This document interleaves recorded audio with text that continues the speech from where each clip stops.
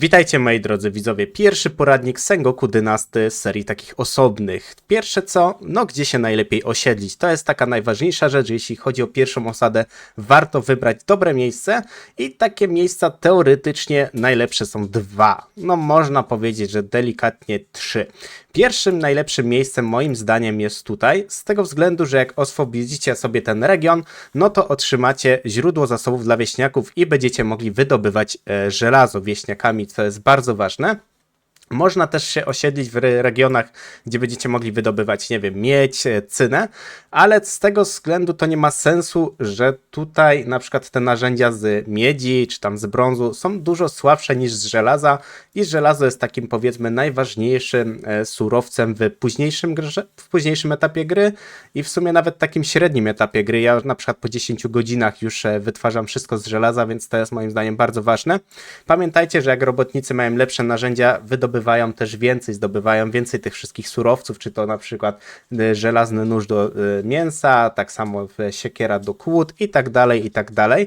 Więc te miejsce moim zdaniem jest najlepsze, tym bardziej, że tu macie w miarę bezpiecznie. Mamy dostęp do wody, mamy tutaj też trawę, w sumie żelaza jest tutaj od groma, jeśli chcielibyście biegać i sobie sami zbierać również, więc to jest bardzo ważne, bo w tych rejonach tutaj powyżej macie rudę cyny, miedzi, więc jedynie będziecie tam mogli zdobywać brąz.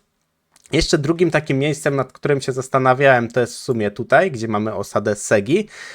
Z tego względu, że też jak tutaj oswobodzicie ten region, to macie również żelazo właśnie dla naszych wieśniaków.